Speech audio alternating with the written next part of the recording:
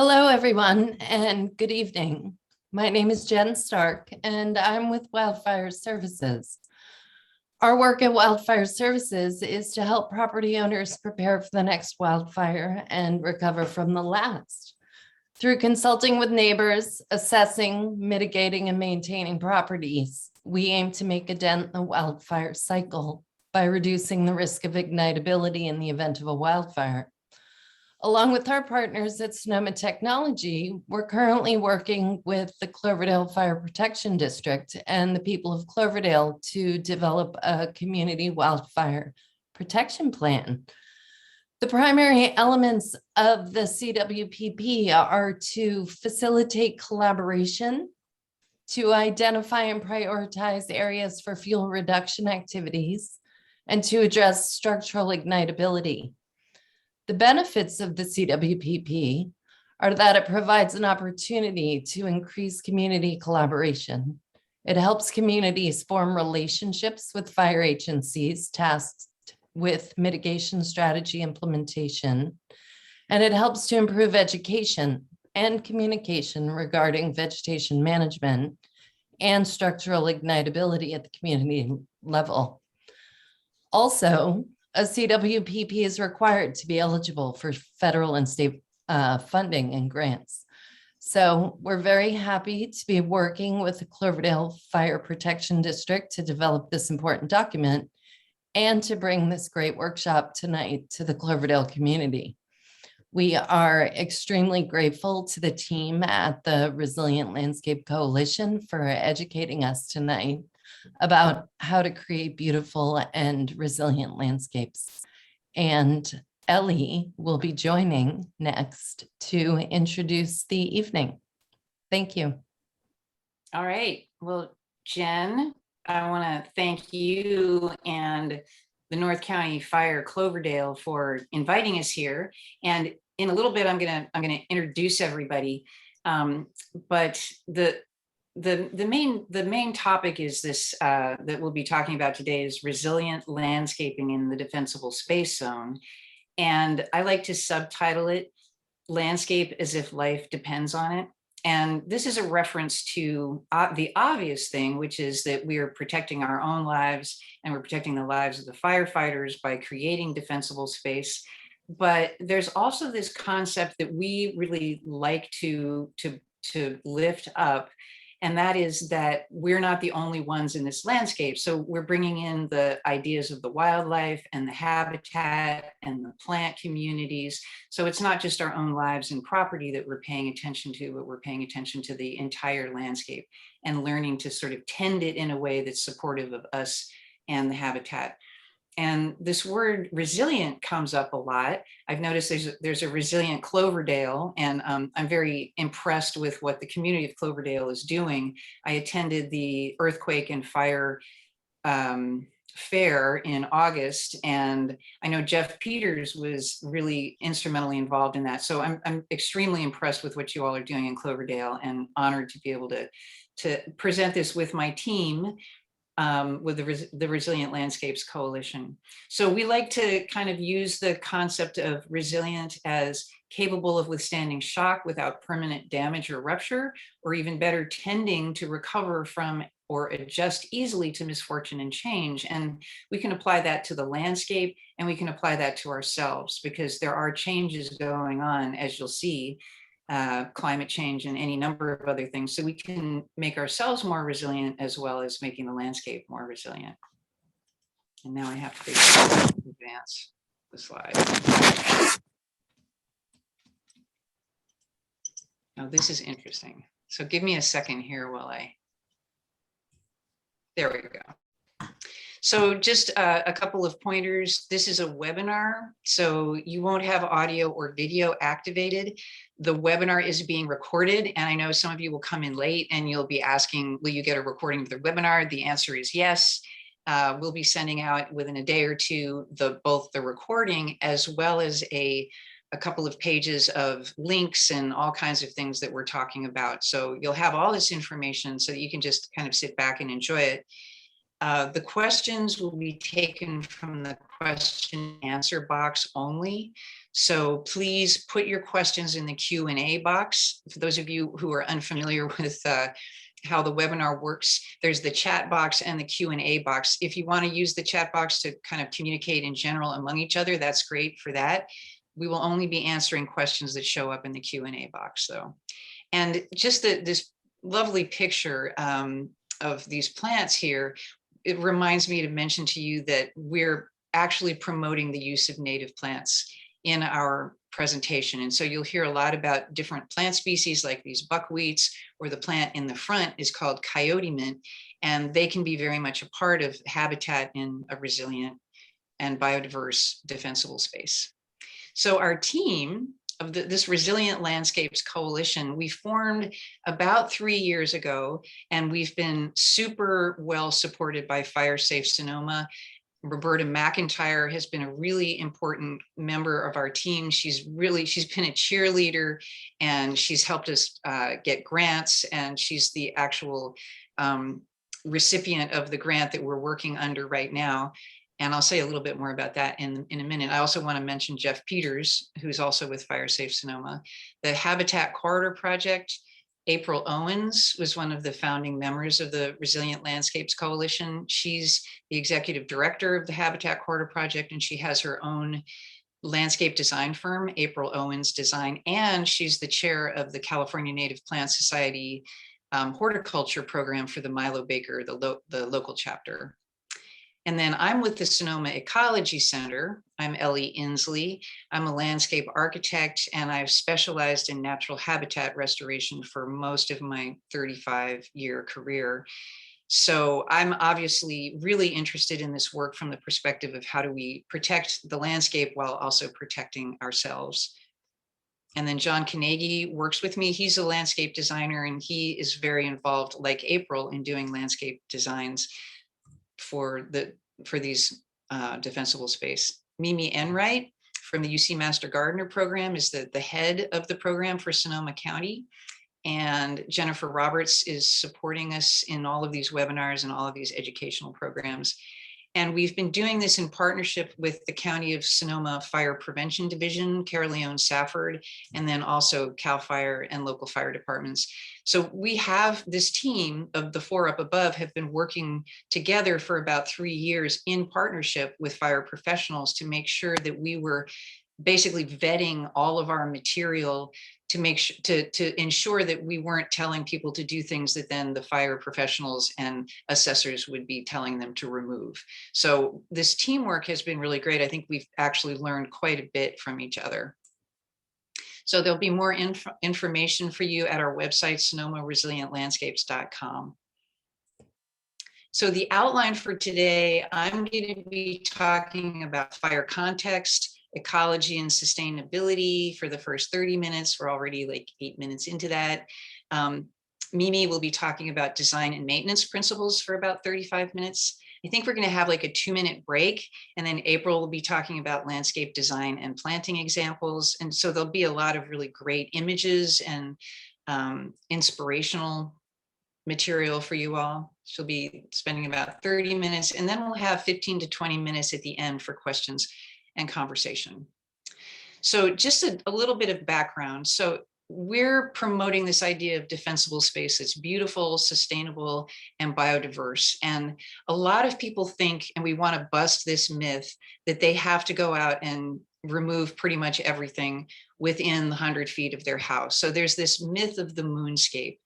And so in a sense, what we're talking about is tending the landscape for multiple benefits: safety, so Firewise, beauty, wildlife habitat, and basically in partnership with the landscape rather than in fear or anxiety for fires.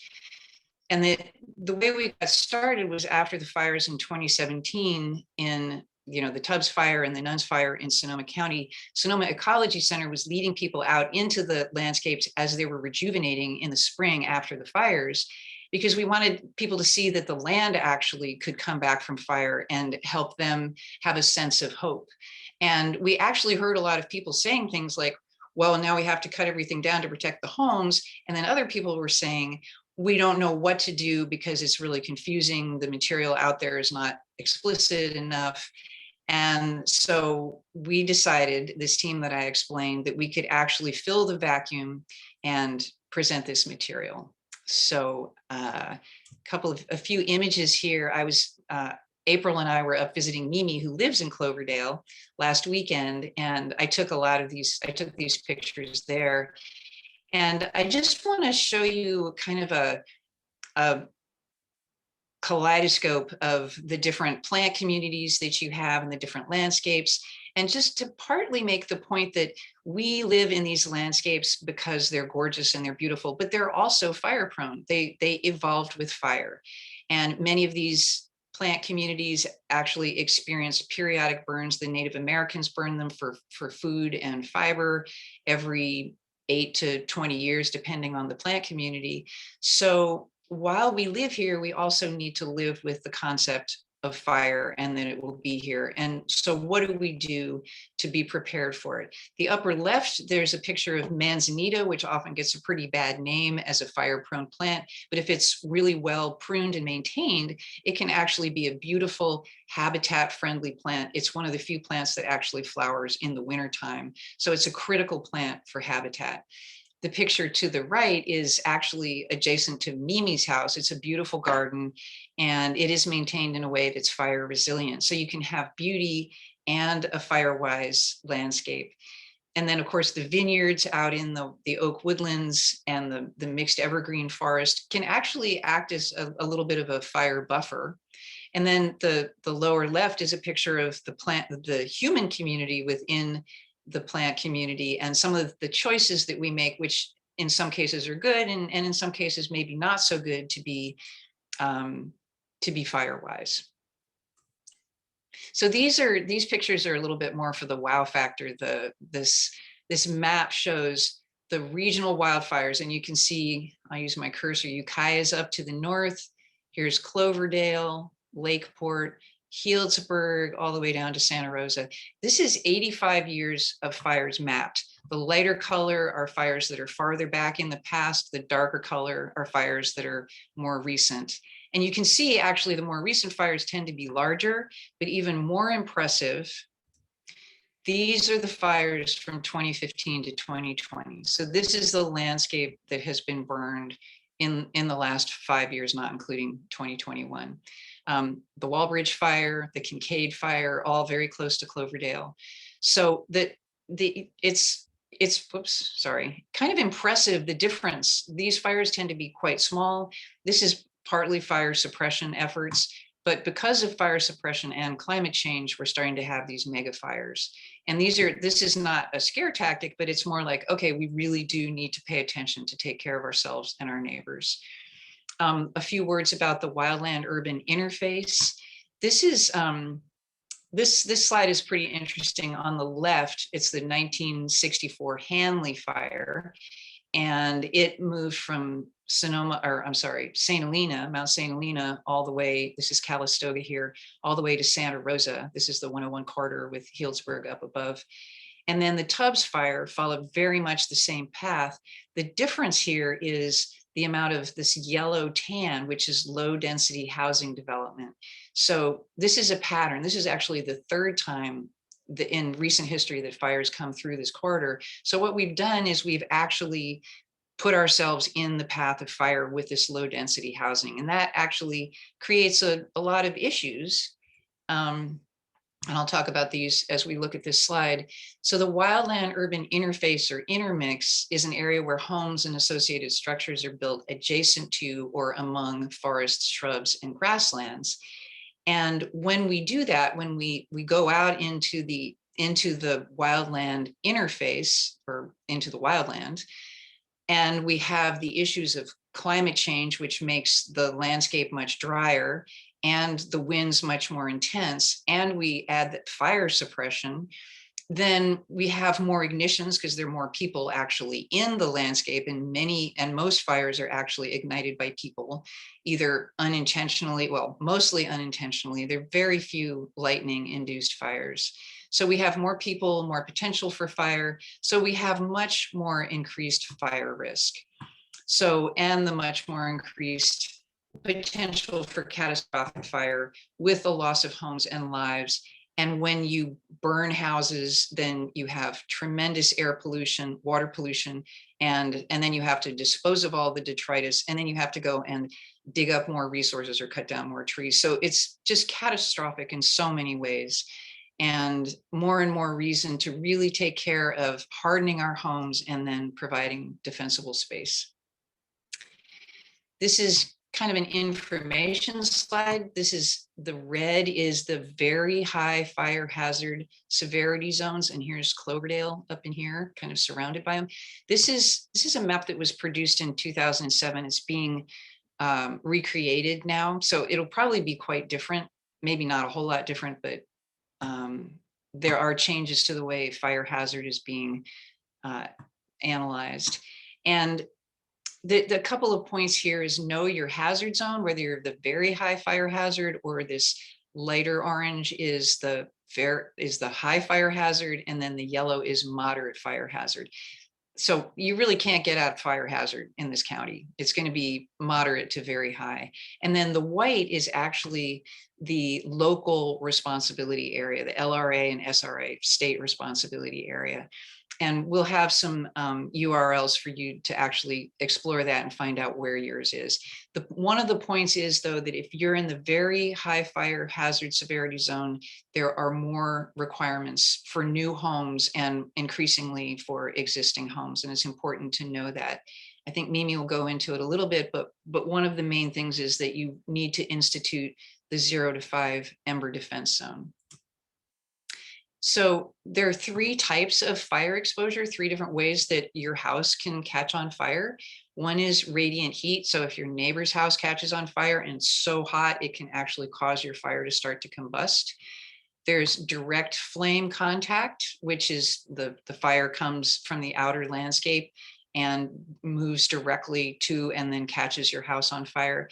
By far the most common way for your house to catch on fire is from this third one, which is embers that are carried by the intense winds that are happening more and more in these very large catastrophic fires. Those embers can be the size of a football or a grain of rice, and they can fly through the air a mile or 2 before the fire front. So you don't need to have a fire anywhere near you to catch your house on fire. You don't need the trees to be on fire around you or anything like that. If you haven't hardened your home, there's a great likelihood that fire will find its way in. So here's just to emphasize that embers are the greatest cause of structure ignition. So we're not going to talk about hardening your home at all. That's not what this presentation is about, but there's many resources where you can find information about that. And once your house catches on fire from embers, your house may be the greatest fire threat to your neighbors. And that's largely what happened. A big part of what happened in Coffee Park was that the embers got into the homes and then they started burning each other.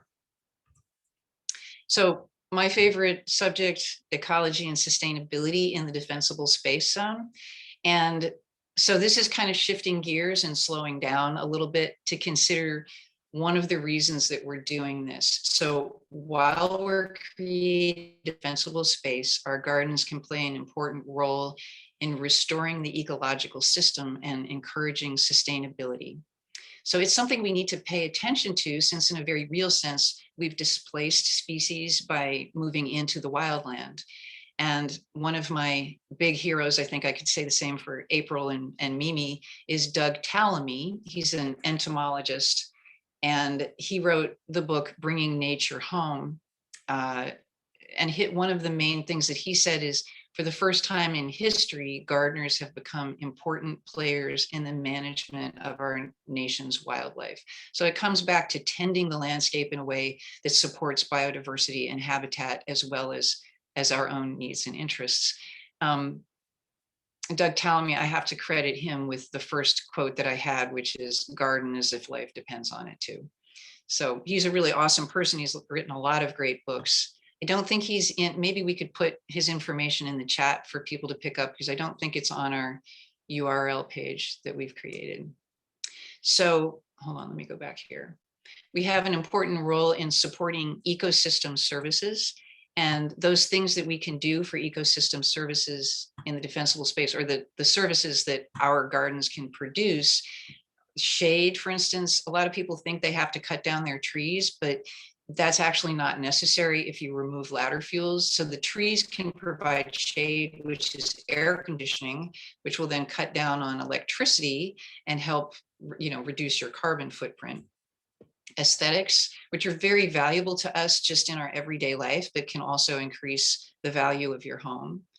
We can enrich the soil and hold it in place, which actually helps with the issues of drought and water shortages, because the more we enrich the soil and hold it in place, the better it can actually hold on to moisture. We can clean and manage water by slowing it using rain gardens, spread it and sink it into the ground, and then store it for use for our plants. We can sequester carbon by taking care of the soil and growing healthy plants. And we can support birds and other pollinators, therefore supporting biodiversity. And this issue about biodiversity, it's defined as the web of life above and below ground. And that includes the plants, animals, fungi, and microorganisms. And we tend to think of biodiversity as the birds and the bees and the trees, but the things that are happening below ground and the insects and the microorganisms are absolutely key features of having biodiversity and keeping a good, strong foundation. One iconic example is the Western monarch butterfly, which has declined by over 99 species, by 99%. The point is that biodiversity is declining alarmingly. In 2017, a German study reported a decline of more than 75% in insect biomass across a large number of nature areas between 1989 and 2016. So we want those insects because they actually pollinate our food crops. So we really need to keep biodiversity as robust as possible. So the way we do that in our gardens is to choose native species, at least 70 to 80%, and mainly because native pollinators prefer them. There've been studies that show that Coyote Brush, which is one of the plants that gets a bad name, has been studied to show that it actually supports vastly more numbers of insects than some other species that are similar in form and that are used in the landscape. So the more insects we have, the integrated pest management is improved and biodiversity is improved. Plant in islands for bird and butterfly food and shelter, and I think April will talk a little bit more about that. Use integrated pest management rather than insecticides, super important, and provide a water source. Birds and all kinds of wildlife need a water source. And some of you may have noticed I have a monarch butterfly in the lower right. It actually declined dramatically we only had like 0.3% of monarchs measured last year, but actually we had a little bit of a rebound this year. This is a picture of the caterpillar, which actually the monarch only lays its eggs on milkweed. So if you don't have milkweed, you will not have monarchs.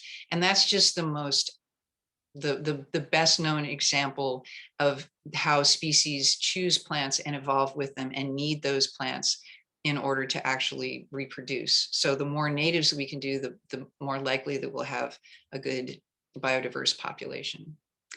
So we want to keep plants healthy by using appropriate mulch and appropriate irrigation. April will be talking more about that. A healthy plant is also more fire resilient. So if you are taking care of the soil, not over irrigating, the plant will be much hardier and much less likely to have dead limbs or dry parts. Very good for fire resilience. We want to support oak trees I don't want to say above all, but oak trees are extremely important for food productivity. They produce acorns and caterpillars. Birds actually feed their young exclusively insects and caterpillars. So in the spring, the oaks actually provide enormous numbers of caterpillars. And then the leaf litter of oaks and all species of trees supports insects, birds, microorganisms, and the root systems of those trees. So the timing of vegetation management is important because while birds are breeding from March through August, we want to be careful not to disturb their nests. And this is a picture of an Oregon junco, which actually makes its nest on the ground. Most people don't think of birds having their nests on the ground, but the California quail, which is our state bird, actually lays its eggs on the ground, or not on the ground, but in a nest on the ground. Many other species do that. So we need to pay attention to, if we're actually doing any significant vegetation management, you need to watch for birds and avoid their nests if you're doing that work. So the best time though is September to February when the birds aren't nesting. More information about if you're working on slopes, you want to actually keep them well vegetated to keep the soil in place. And you want to encourage water to infiltrate just to keep water on the land. You don't want it to run off and cause water pollution. This is an example of what you don't want your landscape to look like. This is the moonscape. And it's problematic because the soil is washing away. You're causing problems with streams and fish, and you are not taking care of the soil, so the water is running off and not being absorbed, and you're providing a landscape, a habitat for flammable invasive plants like the broom, or even many non-native annual grasses, which are highly, highly flammable. So this is my second to last slide, this idea of sequestering carbon. So it kind of ties so much together here. By taking care of the soil and the microorganisms in the soil and keeping healthy plants, we can actually sequester far more carbon. The carbon is sequestered in the plant tissues itself and also in the root system, and is sequestered in the soil. The more you have the microorganisms to actually bind the carbon into the soil, the more that will actually be sequestered. So we encourage you to become more intimate with your garden and your wildlife neighbors while reducing fire risk and enhancing biodiversity. So that's like the multiple bottom line that we can all do together. It's definitely worth the time and effort.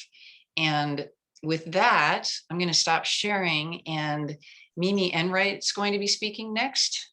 Oh, and I think I forgot, hold on, Mimi, I forgot to introduce Chief Jason Jenkins, who is also on our panel. He's not going to be presenting, but he is the fire chief for North County Fire Cloverdale, and he's 20 years with Cloverdale Fire Department. So he's going to be part of our panel with questions and answers at the end. And my apologies for not introducing you sooner, Chief Jenkins.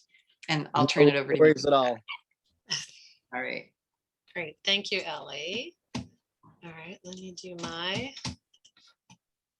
little screen logistics here, get my situation set up. Great. Hi, everybody.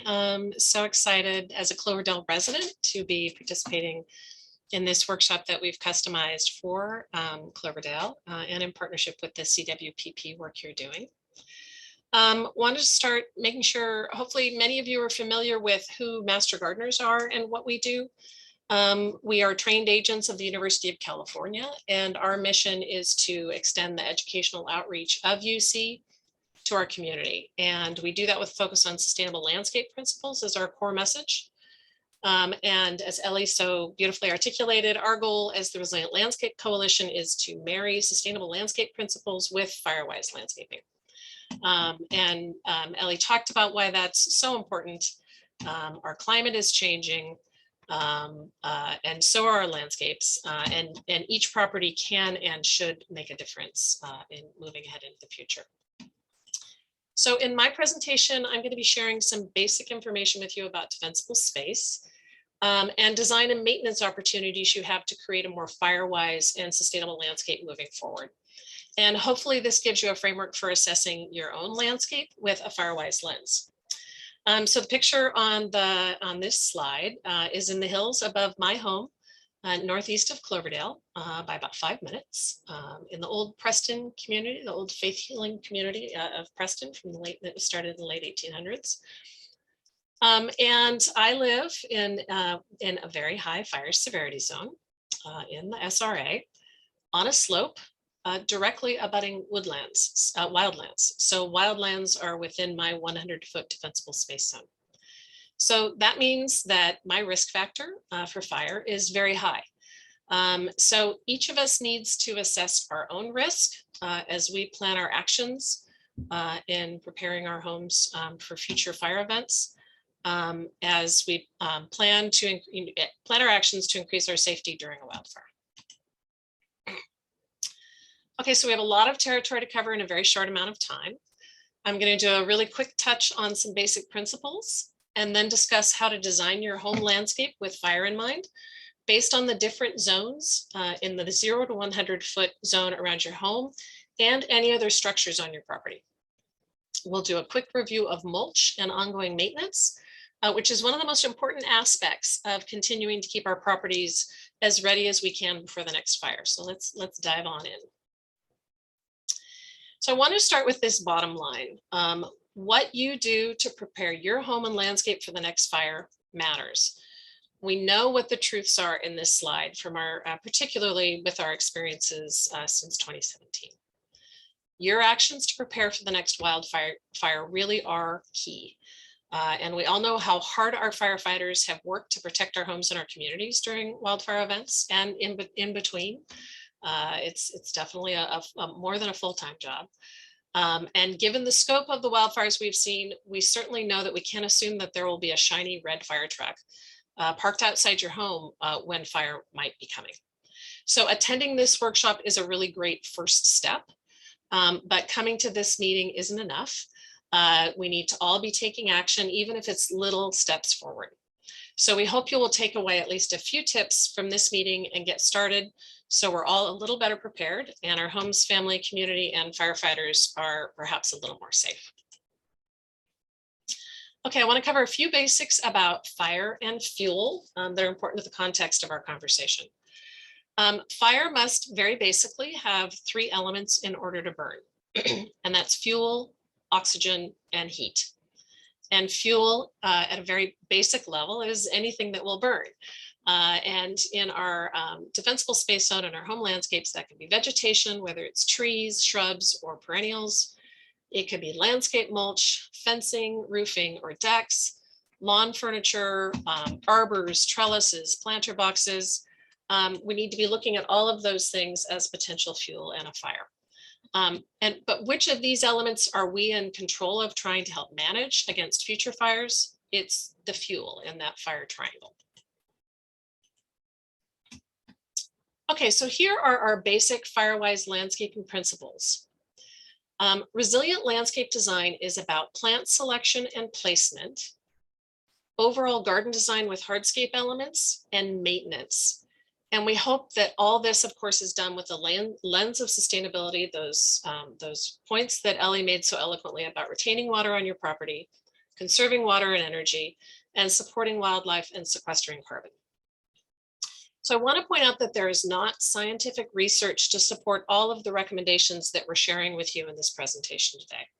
I will point out through the presentation where recommendations are supported by scientific research. And also, as we go through today's presentation, you will see any items that are highlighted in red represent Sonoma County code requirements. Okay, so let's start with some really key basic foundational recommendations to make your landscape more firewise. First of all, you want to remove all dead or dying plants and branches and remove any ladder fuels. And we're going to be talking about those ladder fuels a little bit later in the presentation. The recommendation is to create islands of planting with non-combustible paths optimally, especially if you're in that really high fire severity risk zone, in between them to interrupt the path of fire. But we'll talk about that more when we get into the individual defensible space zones. You want to avoid planting or mulching close to structures. And you want to make sure you're pruning tree limbs up at least 6 feet or 1/3 of the tree height from the ground. Okay, so how can you apply a Firewise lens to plant selection? Many of you may be hoping for a fire-resistant plant list. There are some out there, but the reality is that all plants will burn. They are organic and one of those elements that can provide fuel in a fire. So don't feel lulled into a false sense of security if you've picked plants from a fire-resistant plant list and think you're all done.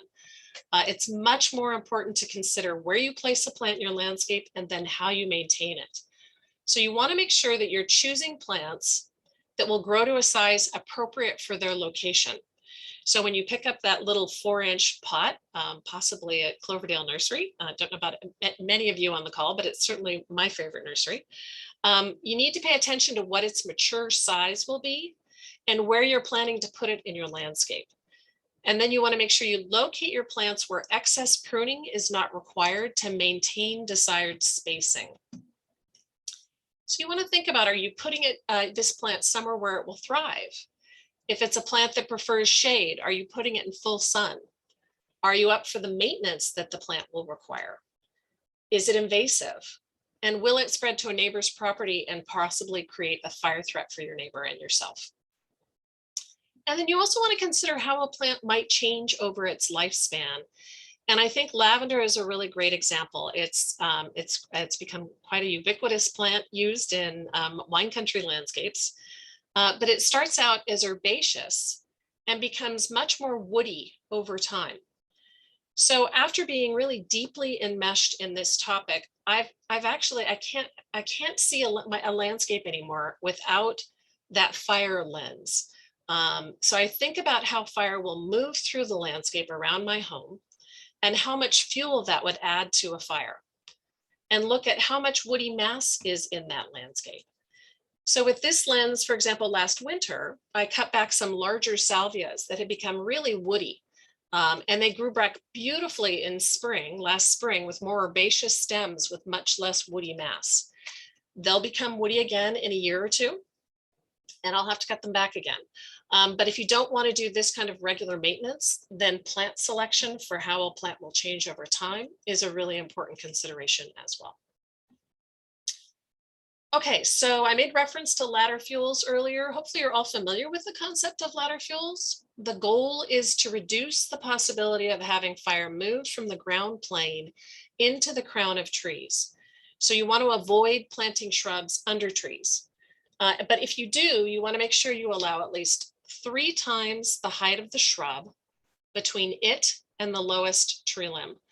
And this is a great graphic that Ellie developed for us to depict this concept. In the center, you see that ground cover low shrub and leaving 3 times the height of that up to the lowest tree limb. Again, you want to make sure you're limbing up all trees at least 6 feet from the ground, or 1/3 the height of the tree. And then it's really critical to maintain it as that tree continues to grow. So here's some work that Ellie did at her property to remove some ladder fuels. And in this case, it's managing an old juniper shrub below a tree.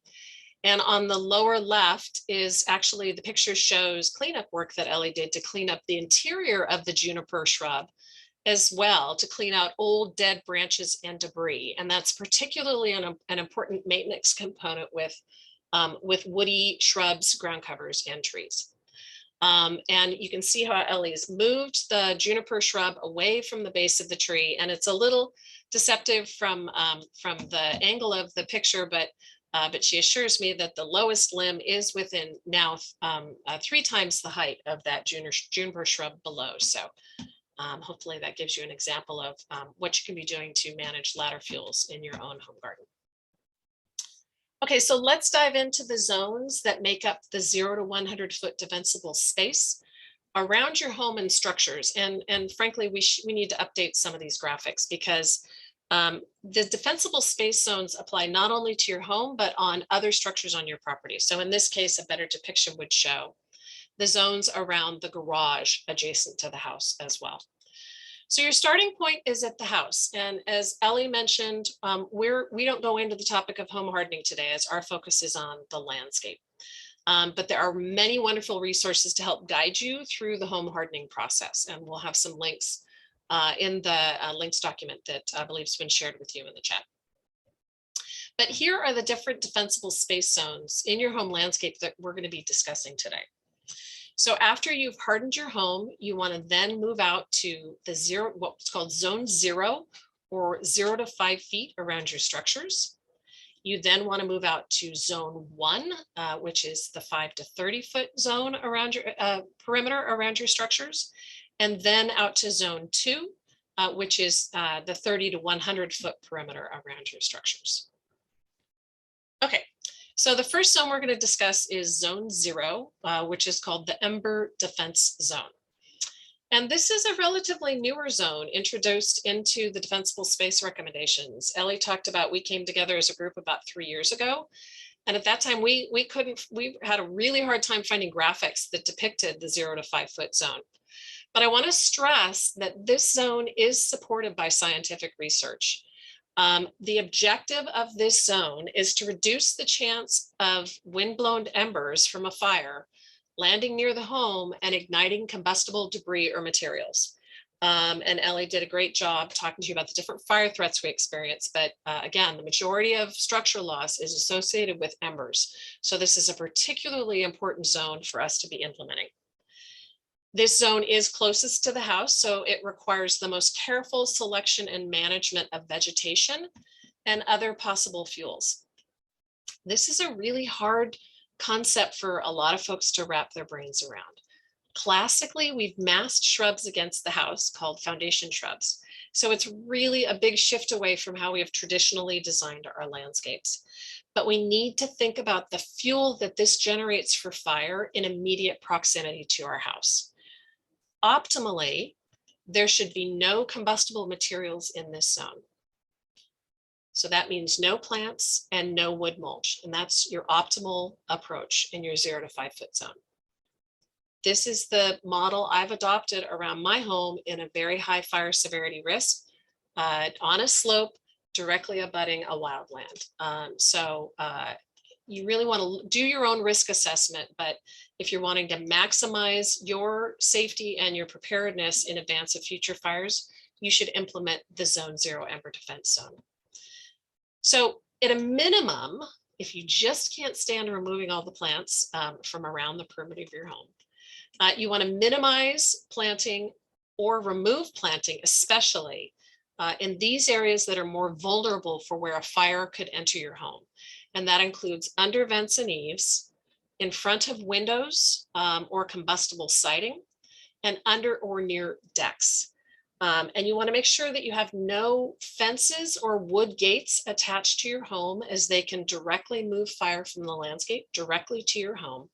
And that also applies to continuous hedges. So you want to make sure you don't have a continuous hedge coming across your defensible space zones and directly attaching to your home. So you want to make sure you're regularly removing dead plant materials. And at a minimum, you would want to remove any debris from the 0 to 5 foot zone on a red flag warning day, or if you have time before evacuating from a fire. And you want to make sure you're pruning all tree limbs 10 feet from a chimney or a stovepipe outlet. And I apologize, that's a county code requirement. I think we've got that illustrated on the next slide. But you also want to make sure you're removing any dead branches and limb up those existing tree limbs to 6 feet or 1/3 the height of the tree. So we've talked about during a wildfire, thousands of embers can rain down on roofs and pelt the side of homes like hail during a storm. And if those embers become lodged in something easily ignited on or near a house, then the home will be in jeopardy of burning. So the leaves tend to pile up. I'm sure we've all experienced this in our own homes. The leaves tend to pile up in the same places every year. And the biggest problem here would be with these leaves on this roof would be exposure to the vulnerable walls, not possibly the Class A roofing material. But embers coming into contact with flammable material, again, is the major reason why homes are destroyed during wildfire. So it's why we particularly stress the importance of this zone, implementing this zone, and then continuing your maintenance. So I want to highlight, again, highlight that county code, it is a county code requirement that any tree limbs within 10 feet of a stovepipe or a chimney outlet, they must be kept within a 10-foot perimeter away from that stovepipe or chimney outlet. And then you need to maintain that on a year-round basis. But I want to stress that we aren't suggesting that you have to remove trees if they're in the 0 to 5 foot zone. Trees, as Ellie talked about, provide important shade during the summer, particularly relevant for us in hot Cloverdale, and can help reduce the energy needs inside your home. The most important aspect to consider with trees closer to your home is that you then need to maintain any debris on your roof and in that zone, that 0 to 5 foot zone immediately around your structure. It can make your maintenance easier if you remove any limbs within 6 feet of your roof. For example, within my 5 to 30 foot zone, directly adjacent to my 0 to 5 foot zone, there's some beautiful mature oak trees, but they're dropping debris year round. So for sure, on red flag warning days, I'm out there cleaning up that debris in that 0 to 5 foot zone. So it's possible to coexist with those trees in close proximity to your house, but you need to be really definitely disciplined and on top of your maintenance. Okay, so let's move on to the next zone, which is zone 1, or the 5 to 30 foot zone, called commonly referred to as the home defense zone. So this zone is likely where firefighters will make a stand if they're working to defend your home from a wildfire. So you want to keep that in mind to ensure that firefighters have ease of access to stage a defense of your home in the face of an oncoming fire. The recommendation for this zone is to plant in islands that are separated by pathways. Again, if you're in a very high fire severity zone, you might want to evaluate your own risk and optimally separate those by non-combustible pathways. But our UC advisors have shared with us recently that it is okay to use wood mulch in this zone, but again, each individual needs to be assessing their own individual fire risk and maximizing their preparedness and safety. So the goal is to interrupt the flow of the fire to your home. So optimally, plantings in this zone should be herbaceous or non-woody and 3 feet in height or less. And you can consider inclusion of shrubs or trees, but optimally it would be a specimen or a single tree or shrub rather than masses of them. And then you want to make sure that all plants are accessible for regular maintenance, as you want to keep making sure you're keeping all these plants clear of any dead plant material. And this is a really great zone for hardscape. You know, it's in close proximity to our home anywhere, probably where we're enjoying the exterior of our home with, you know, outdoor dining. So introduction of hardscape is a really great application of Firewise landscaping in zone 1.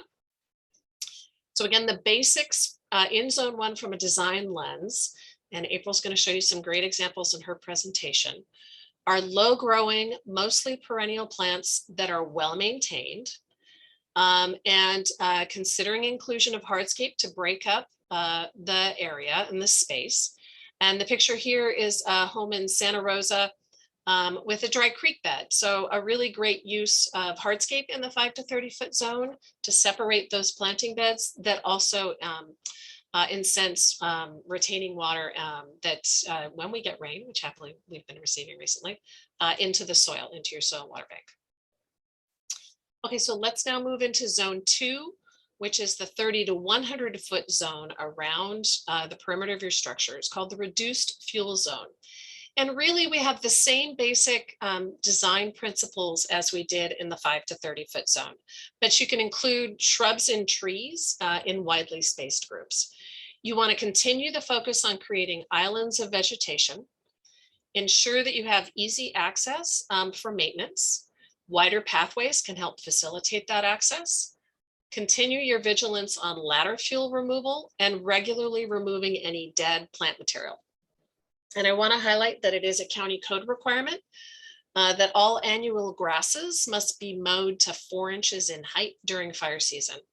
And you want to make sure you've moved any wood piles to this zone, particularly during fire season. Maybe you've moved the wood pile closer to your house during the winter, but when fire season kicks up, you want to make sure you're moving that out to this zone and make sure you don't have anything combustible located near that wood pile. Okay, so I wanted to share some guidelines for spacing with slope considerations. And I want to highlight that these are CAL FIRE recommendations for plant spacing within 100 feet of your home. And I want to stress that these are not mandated by law, and they've not been supported by scientific research that I'm aware But these are the best guidelines that our CAL FIRE officials with deep experience in this space have to recommend to us for helping manage the risk of flame height, especially based on the slope of land around a home, which is a major consideration in assessing wildfire risk. I think we're all familiar with the fact that a fire will burn faster and more intensely uphill than along flat ground. And a steeper slope will, of course, then result in a faster moving fire with longer flame lengths. So this graphic is depicting shrub spacing. Low growing, well irrigated grasses or ground covers or perennials are considered to be acceptable between these plant groupings. Again, each of us needs to assess the overall risk with degree of slope and fire risk to make appropriate decisions for our own home landscapes. This graphic is depicting a suggested horizontal tree spacing as well as vertical separation, those ladder fuels that we discussed earlier. Note again in the top depiction, 3 times the height of the shrub from the top of the shrub to the lowest tree branch. Spacing on less than a 20% slope of 10 feet is recommended between trees. And then of course on steeper slopes that distance is increased. So Ellie referred to at the start of our presentation that we don't need to create moonscapes. We don't have to denude our landscapes in the 100-foot perimeter around our home. But we do want to ensure that we have spacing to reduce the fuel volume and help break up the flow of possible fire to the house or structures. So I know it can be difficult if you've got an existing landscape to try to wrap your brain around. I mean, the concepts seem easy to apply if you're starting with a blank landscape, a blank canvas. Here's a great East Bay mud graphic that shows before and after maintenance for an existing mature landscape. In the before, we see no break in planted areas and we see shrubs massed up against the house. And after maintenance, we have islands of vegetation. Shrubs next to the house have been removed. Trees have been limbed up. We see it, the tree pulled back away from the fireplace, and ladder fuels removed, and shrubs and trees have been thinned. You also want to ensure that you have your family, your family and firefighters have clear access in and out of your property. And if you look at this picture, hopefully with some of the principles we've been talking about already today, you can see some of the things you would do to make this more Firewise. You would cut that grass to 4 inches. You would limb up the trees 6 feet from the ground and ensure that you've got that overhead access for fire trucks to come in and access your property. So you really follow those same vegetation management principles that we discussed in zone 2. And then if you want to maintain that vegetation on both sides of roads and driveways, 10 feet from the road edge and at least 15 feet vertical for that vertical clearance, and maintain 12 feet of unobstructed pavement for the passage of vehicles. Okay, so you've done the work to harden your home and prepare your own defensible space. Then it's time to reach out and work with your neighbors. You want to make sure you work together where possible to develop a fuel reduction plan. You want to watch for any maintenance needed. And then you want to consider what the total volume of vegetation is in the area and if there are any ladder fuels. And this is a picture from my home. I'm in my 0 to 5 foot zone on a brick patio, looking across to my neighbor's property. So my neighbor's property falls within my 100-foot defensible space zone.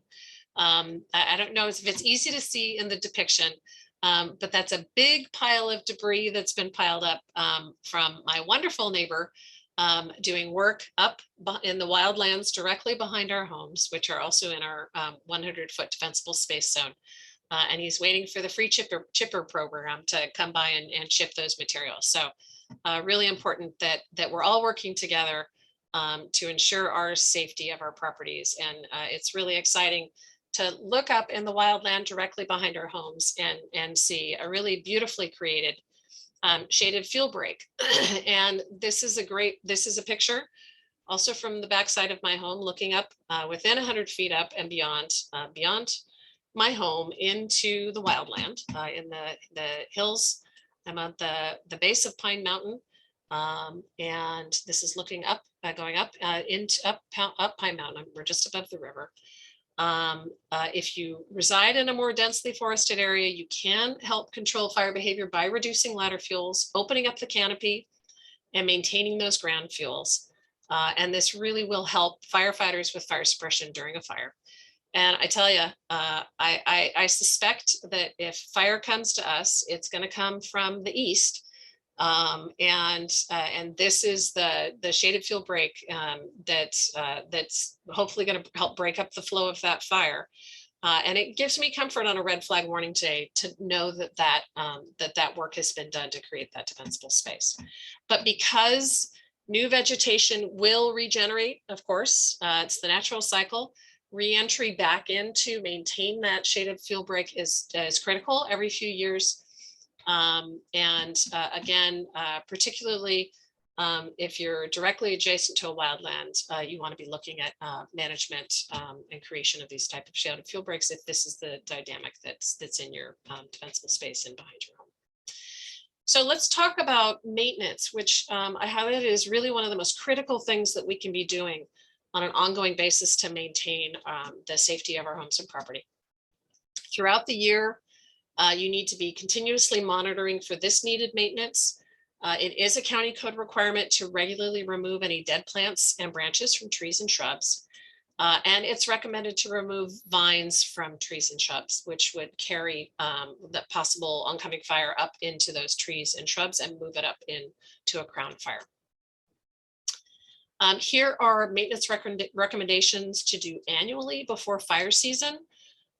We talked about the county code requirement to mow any annual grasses or weeds to 4 inches tall or less. You want to do, as Ellie mentioned, you want to do any pruning and vegetation thinning in fall or early winter. So now's the time. This is a great time to be doing our defensible space work. So we avoid any harm to birds that are breeding, which generally happens between mid-February to the end of July. We want to thin overgrown vegetation. Again, we talked about considering timing of plant removals based on wildlife cycles. And again, you want to move any wood piles out 30 feet from your buildings and cover them with fire resistant tarps or clear them of surrounding vegetation, optimally both. And then you want to be particularly sensitive about dry leaf litter at the beginning of fire season. I don't know, based on this year, I started paying attention to that as early as May or June. That seemed to be when our fire season was starting up. So I think we all need to be maintaining that vigilance when our fire officials tell us that fire season has started up. And then every few years, as needed, you want to thin and reduce tree canopies, remove any twiggy growth, making sure you're maintaining some separation between the trees and reducing your overall fuel load. Again, you want to keep your lowest branches of your trees pruned up at least 6 feet from the ground and cut back any ground covers or vines to remove any buildup of dry stems and dead leaves and cut back woody shrubs to renew them. Okay, let's touch on mulch. So as Ellie referenced earlier, mulch helps with weed suppression, which is a really important aspect for us in reducing our maintenance load on our landscapes.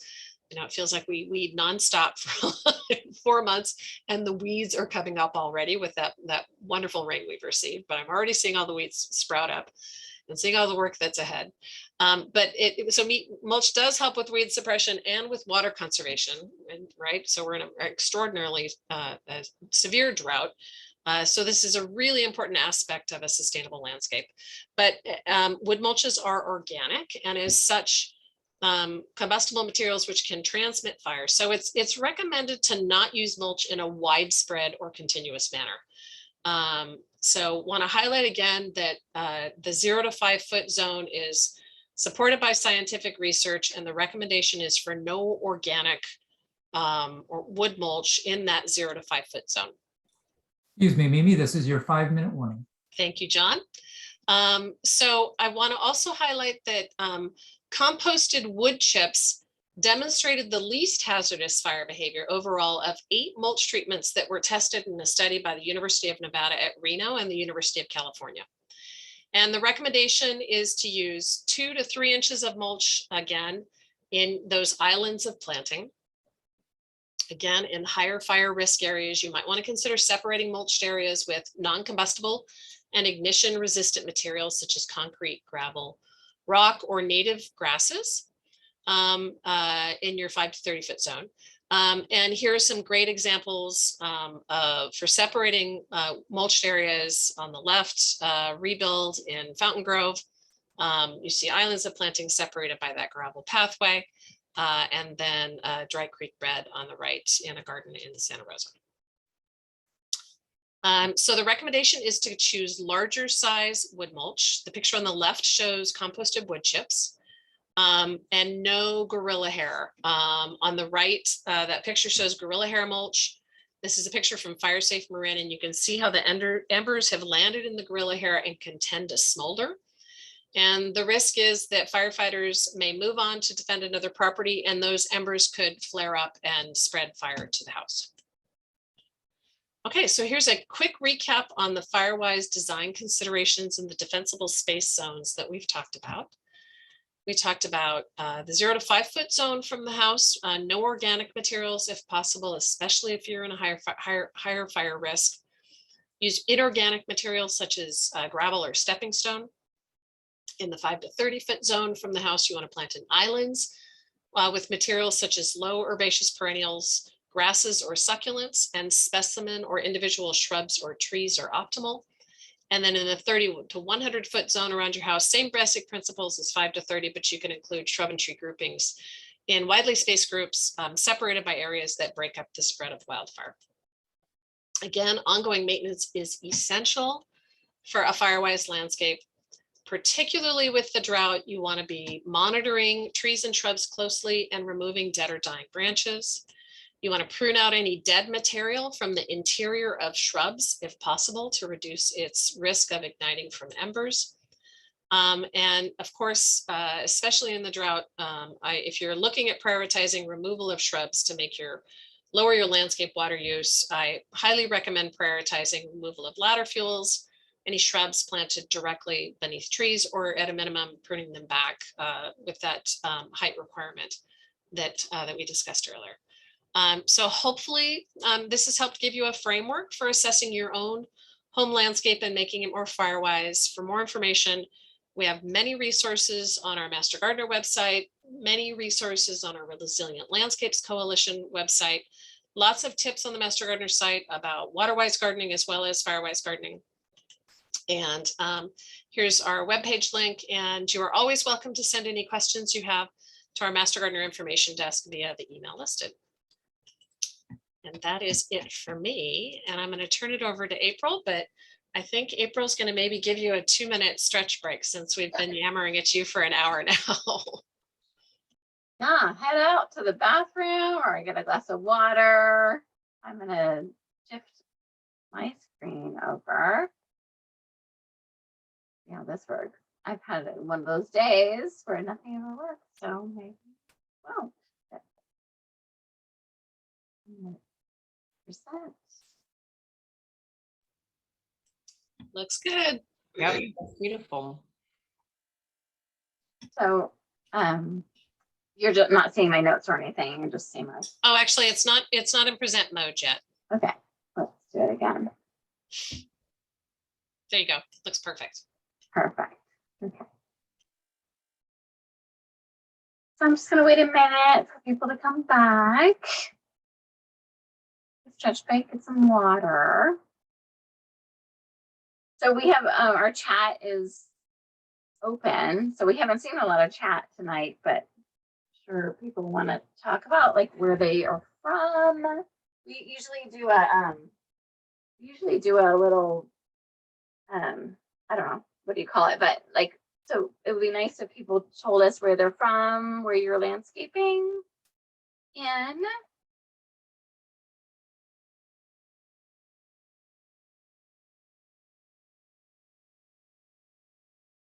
Okay, so I'm gonna get going, even though we're way ahead of schedule, which is crazy.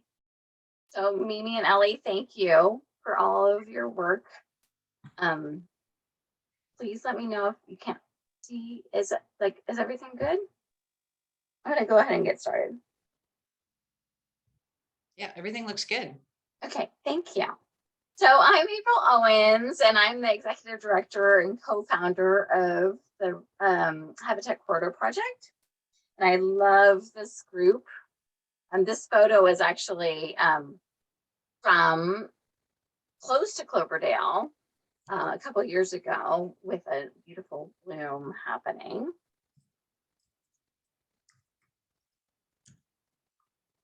So the Habitat Corridor Project's mission, I'm going to turn off my chat so you guys just go crazy out there.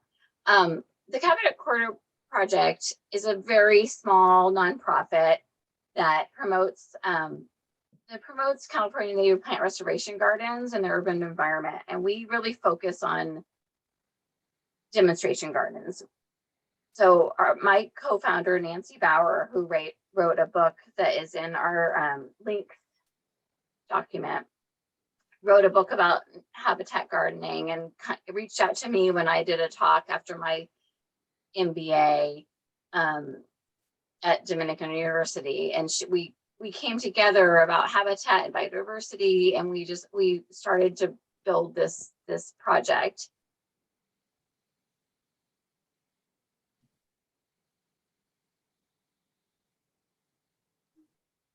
And I just wanted to give you a little moment about me. So I am a landscape designer, a landscape architect, trained as a landscape architect like Ellie.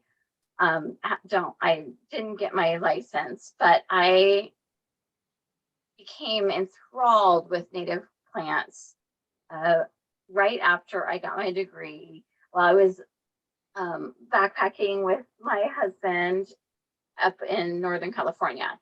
And we were driving on this really crazy little back road, and I said, pull over. And I couldn't believe what I was seeing on the side of the road. There was this crazy plant, and these are like Darlingtonia, California is a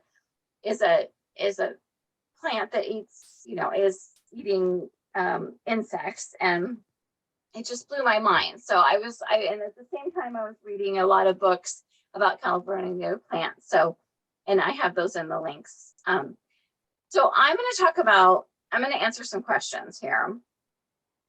I want to, after those very relevant talks, I want to talk about these questions. What does this look like? What is biodiversity? What is it about biodiversity island? How do I conserve water? Why do I use California native plants? How do I create a habitat garden? How do I support my existing trees? What is mulch? I imagine you guys have a lot of questions in your minds right now. So resilient landscapes, we approach, and my design philosophy is to approach landscaping via systems thinking. And the resilient landscapes consider drought, fire, development, and biodiversity as they are designed. So sustainability, as Ellie talked about, and she gave a great background of it, but in the landscape, it starts with design. So you're considering, as a sustainable landscape, water on site. Where can I keep water on site? Permeability with your hardscape, origins of materials used. I was just, we had some workshops lately with some landscape designers, and it really brought up where do these materials come from, and what are the products that we're using? The habitat value of plants and the plant community. You definitely need to think about where you land. So Cloverdale, I'm going to talk about a lot about what plants work there, what plants and what materials are going to be good. So in the 0 to 5, I find that that's the most relevant or intriguing or challenging piece is, what do I do in the 0 to 5? I don't just want gravel around my house. There's all kinds of things you can use, like pebbles, fresh rock, flagstone, bare dirt, compost, hydrated ground cover. We'll talk about that later. You can be a little tricky and add a little bit of plants in there. You can have drain rock, concrete pathways, rock swales. And throughout, I'll have some tips on here that I'm not going to repeat, but you can read them and go do it. Here's a lovely dry creek, very close to a house. And you can see that we have pebble up at the edge of the house. So there's a 0 to 5 with some plants. So this is like eking out a little bit of plants in your 0 to 5 to 10. Another pathway swale with no mow fescue. This is an opportunity to use some grasses along your house and make sure you're doing really good maintenance in the 0 to 5 when you get closer to fire time, or when you're seeing a lot of these. Like, I love to see these flowering pieces off the plants, but you want to make sure they prune them before it's fire season. April, somehow you went out of present mode. Oh, shoot. There you go. It's one of those technology nights. Oh, Perfect. yeah, thank you. Sure. I just want to see. There you go. Okay, it's fine. So, so somebody's gonna have to give me a time because I can't see time on here. So we're 7:11. Another really great opportunity in your 0 to 5 is flagstone with some ground cover. This Diamondia ground cover is not native, but it is a wonderful low growing plant. Another low growing plant that you could use in your 0 to 5 is Lipia or Phyla nodiflora, which is a butterfly habitat plant.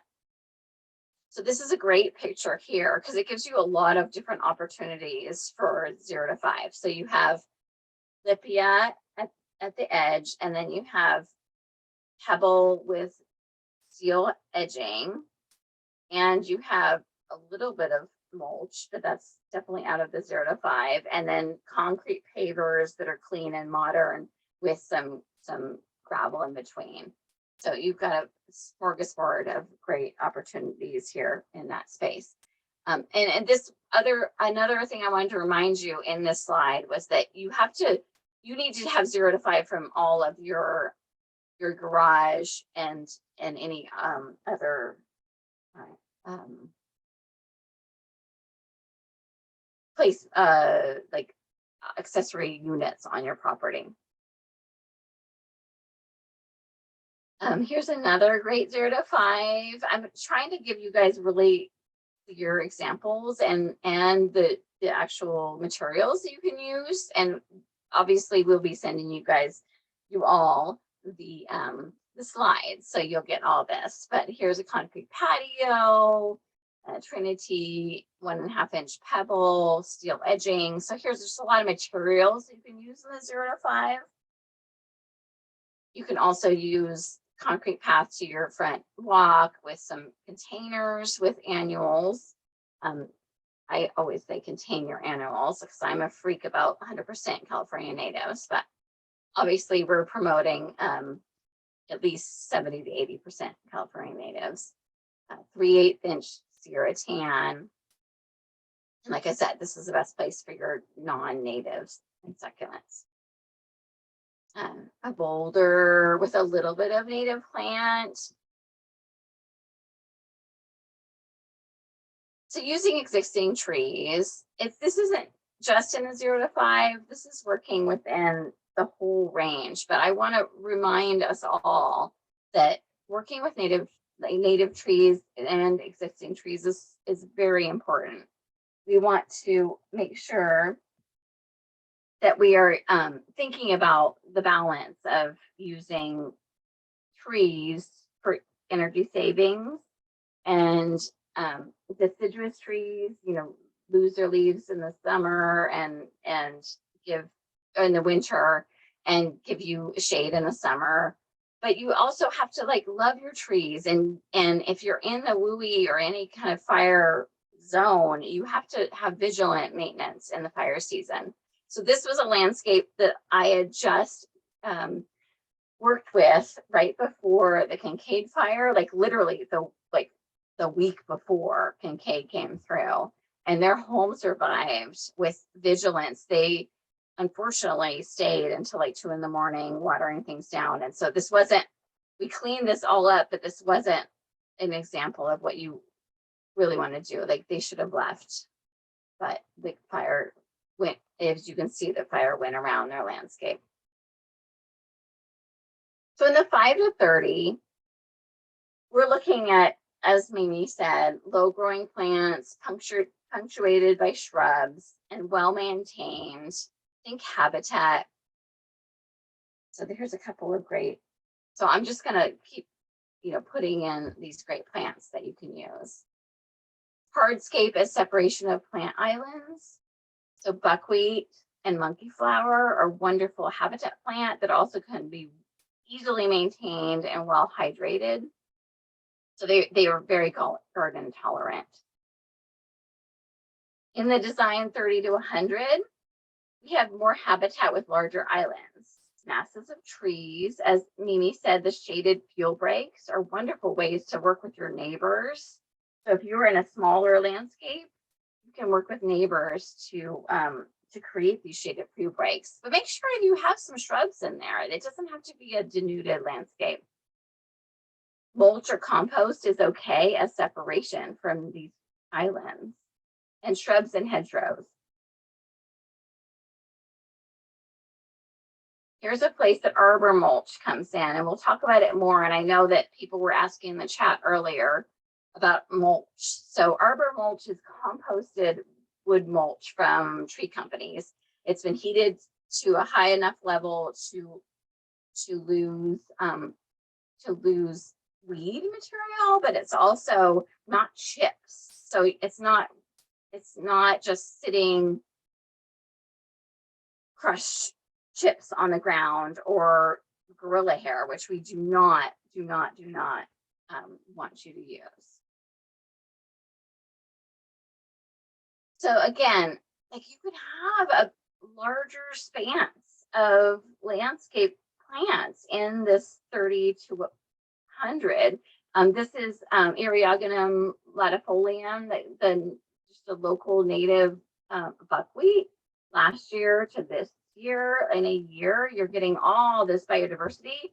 And then we had them cut this completely down to the ground the next year to be safe for fire, because as you can see, this was in Marquez Springs where we lost a lot of, like this was our first landscape in the fire zone. So behind you see some oaks coming back, but this was a 2017 fire loss.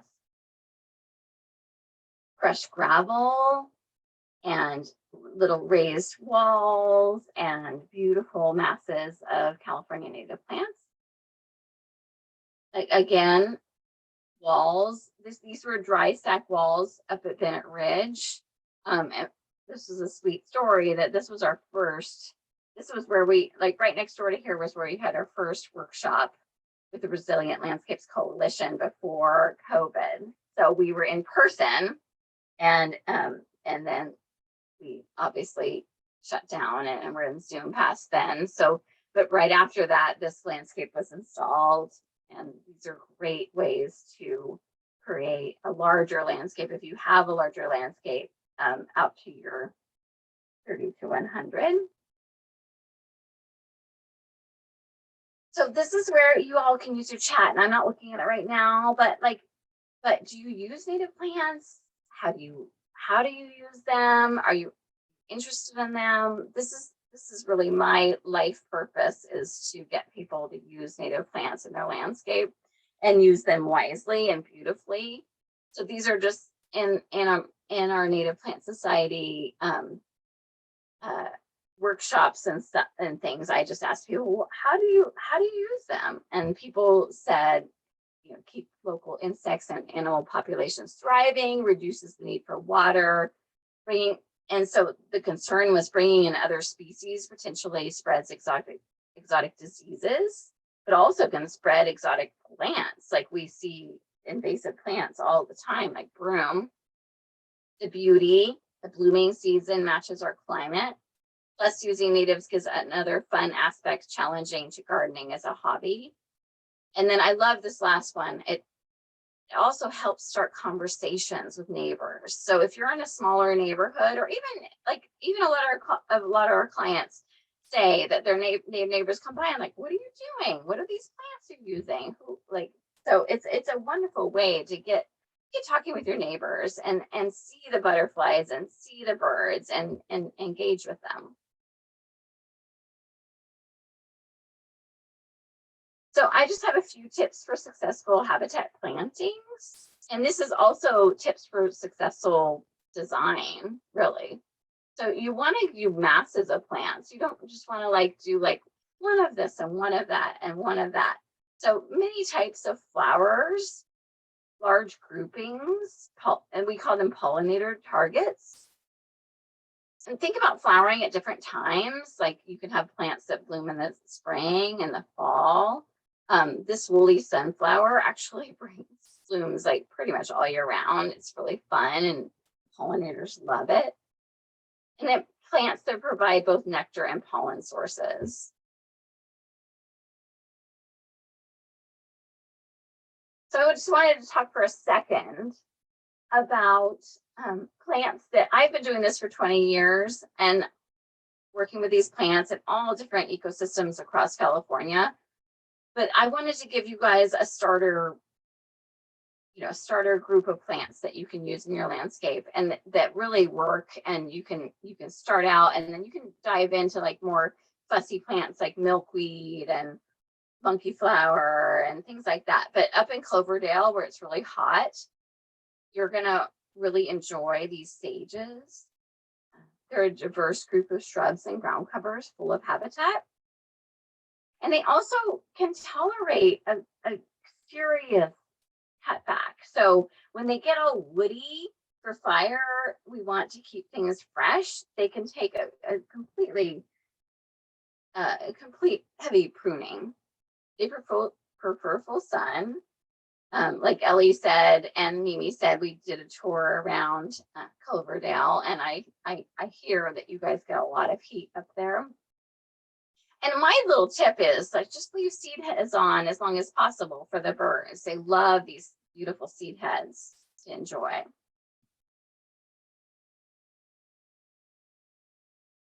So buckwheat and epilobium, California fuchsia, are a really good example of plants that come in a gigantic range of cultivars. There's ground covers, there's big plants, there's, so just know your plant, read your plant label, and ask your nursery owner about different sizes. And like Ellie said, like Mimi actually said, like know how big your plant's going to get and where it's going to fit in your garden. But both of these species, buckwheat and epilobium, support a gigantic amount of pollinator bee species, which we have 1,600 bees just in California that love buckwheat. And then the California fuchsia, the hummingbirds that we all enjoy so much, just like love them in late fall. So I just want to talk a little bit about shrubs. Shrubs are super important in your garden, and we've talked about the 5 to 30 and 30 to 100. So in 5 to 30, we want to use a few shrubs in well-tended groupings and what we call islands. So you maybe have one larger shrub with some lower perennials like some salvias, and then some ground covers like California fuchsia. And then 30 to 100, you can use them in larger groupings. So you could have like 5 toyon. This is a lovely plant, mixed amongst other plants. One nice point about toyon is that it survived the fires in Santa Rosa very well, and it can be hacked back. So obviously it came back after that fire event. So toyon can be cut to the ground and then refreshed, which is what I recommend around maintenance around a lot of these shrubs. Coffeeberry, I have to say, like, I can't even imagine I could design a garden without coffeeberry. So up in your zone in Cloverdale, I would use coffeeberry in the part shade situation, but they are, and this Mount San Bruno cultivar is just a lovely mound, like it's a round kind of low, like 4 foot with wonderful big berries. But right about now, when it starts blooming in the fall, it's covered with pollinators. And then Coyote Brush is another plant that I know a lot of people are worried about, but another plant that can tolerate really heavy pruning. So, you know, the minute it gets big, I have a few coffeeberry straight species in my garden that we cut back every 2 years to the ground, and they just come back and they keep blooming, but then they're refreshed, so they're not fire worrisome plant.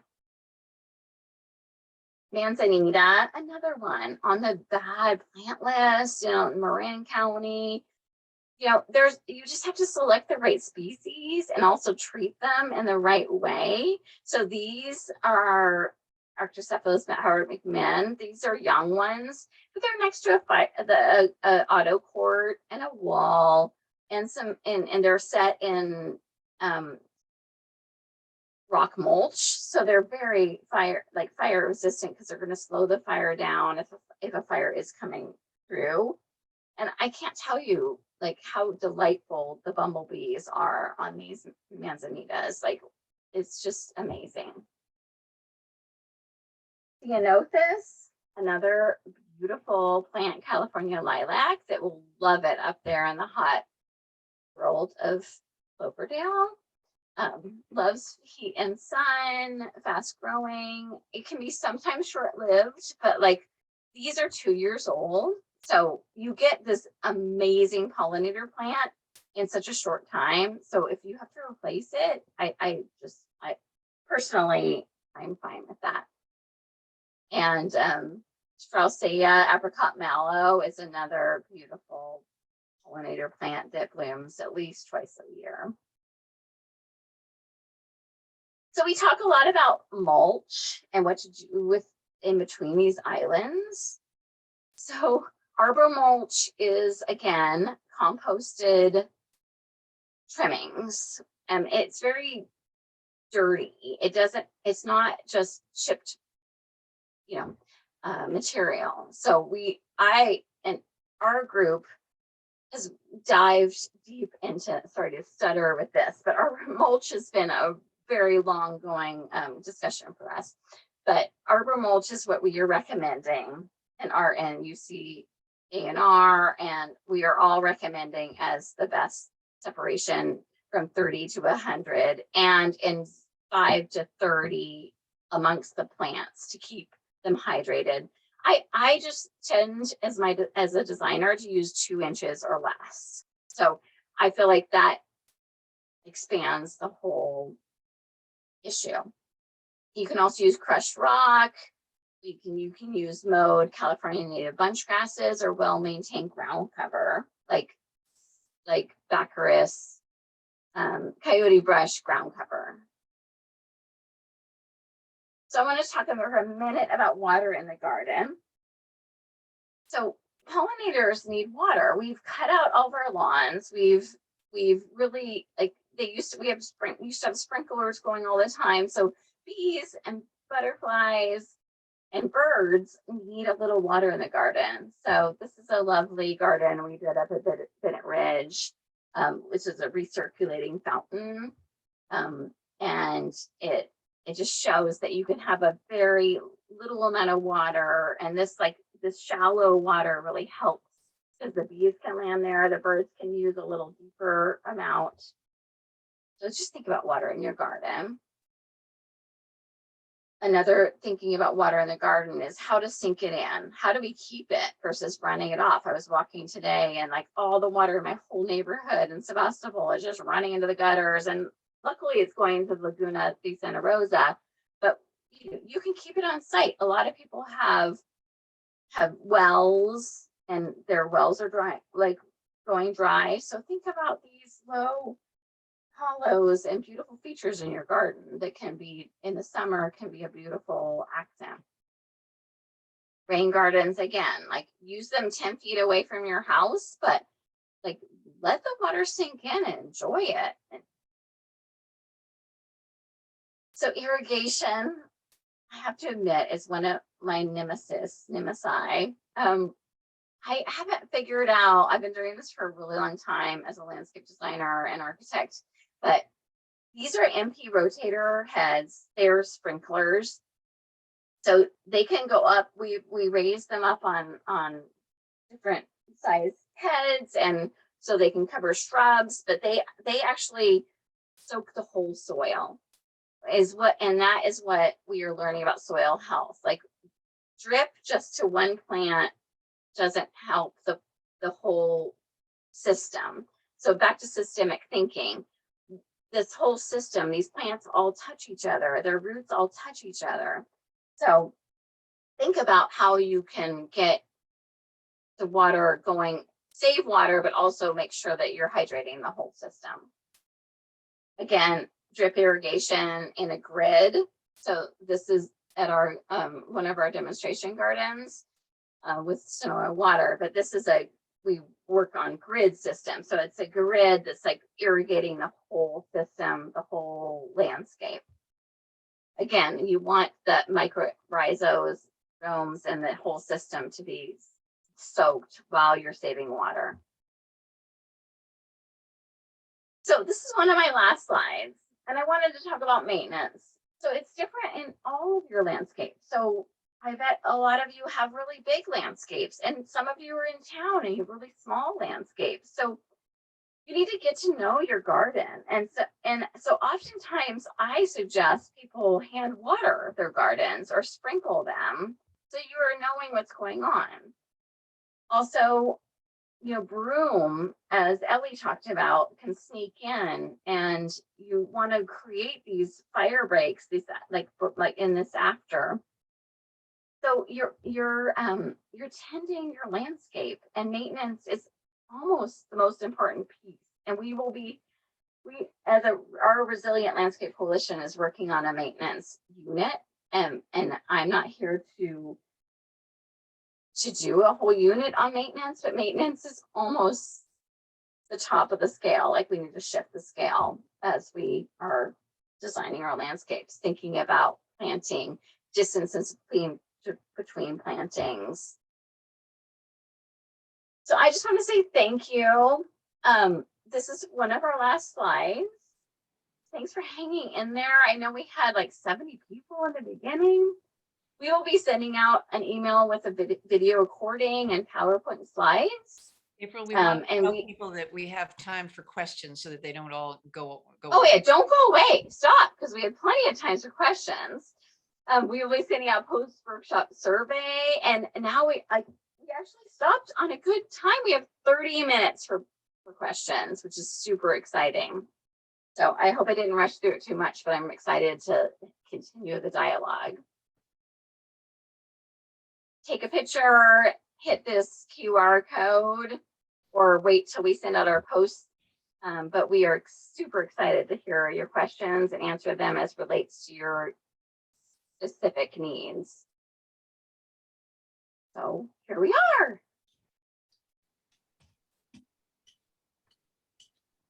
I'm going to stop my share. And Chief Jenkins, do you want to unmute and start your video and join us for the Q&A? Thanks for your patience during all the presentations, hanging in with We have us. Chief here to answer fire-related questions. Sure. And Jen, are you going to do the Q&A moderation for us? Read out questions? Awesome. Sure can. All right, so first up, Arlene is wondering if anyone knows if Sonoma County is allowing or will allow rebuilding from fire damage with rock houses instead of wood. Chief, do you have any insights on that? I don't know if any of us have any experience in that space. No, not necessarily a rock. I know there are some houses being built in Sonoma County that are kind of fireproof, which is a type of construction that is kind of a block concrete, but not specifically rock. Okay. It's not disallowed. I mean, I think that's kind of an interesting question, the way she put it. Are they allowing or will allow rebuilding with rock houses? I mean, it seems like using stone or non-flammable material is actually a great idea.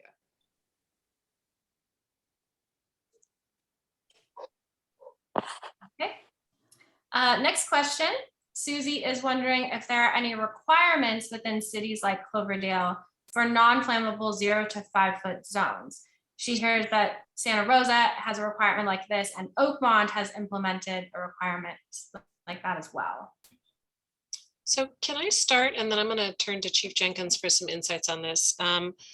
I wanted to share that there's new state legislation, Assembly Bill 3074, where the 0 to 5 foot zone, Ember defense zone, is going to be required in state responsibility areas with very high fire hazard severity zones. So there are definitely areas of Cloverdale where that will apply, particularly in the wildland urban interface. And Chief Jenkins, I don't know if you have any more insights to share with Susie around possible future requirements by municipalities on that topic.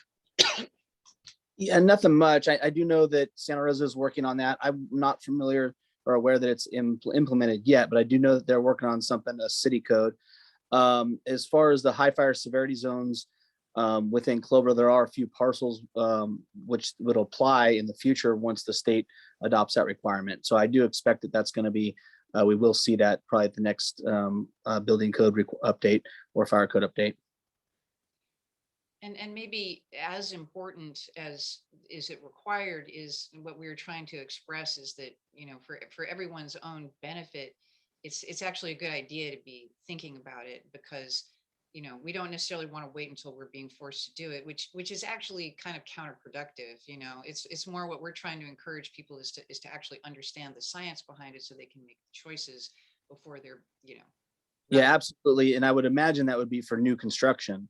And most of the city limits, or a lot of it, you know, is built out. So it really needs to be a proactive, preventative approach versus thinking that just the new construction is going to be the big, you know, game changer in that.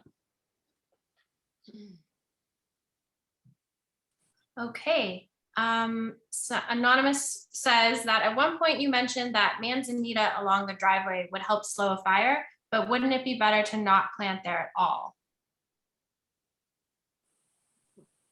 I think that was me saying that using Manzanita as a habitat plant, which is amazing, along a driveway with a wall and rock, you know, in that auto court would be a appropriate choice. I don't know about not planting it at all, Chief. Well, I would say that, you know, almost all vegetation is flammable with high wind. And so I would say that anything along the driveway that could hamper your ability to get in or out, whether it's for evacuation or if it's for fire trucks making access, is going to hamper that ability. So my recommendation would be very fire resistant plants or something, shrubbery, rocks around a driveway. But the lower you can keep those to where we can keep the flame lengths down is going to be the better for everybody coming or going. I will say that with Arctostaphylos or Manzanita, it can over time tend to build the lower branches develop dead twigs.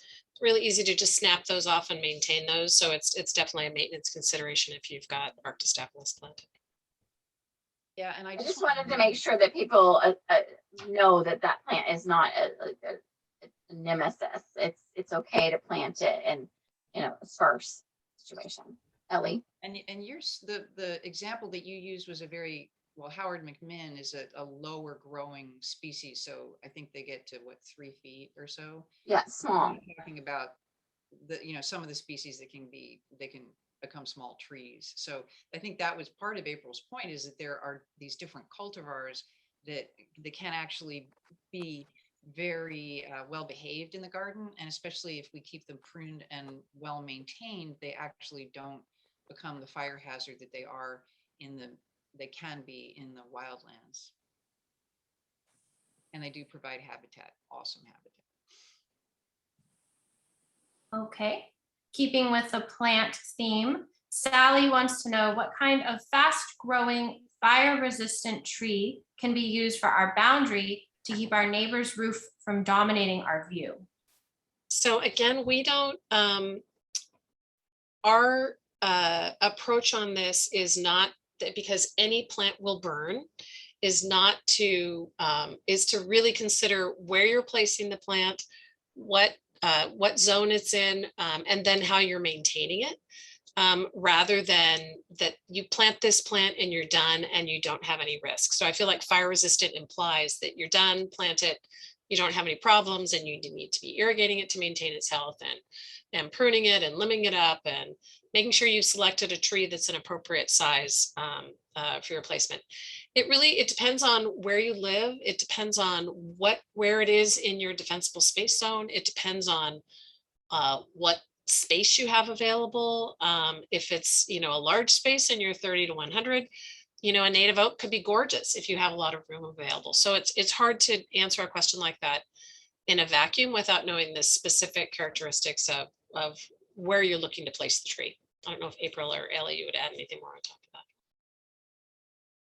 I'm curious, like how far the roof is. I mean, I'm picking up on that you want to screen the roof, and if the roof is like 10 or 15 feet away,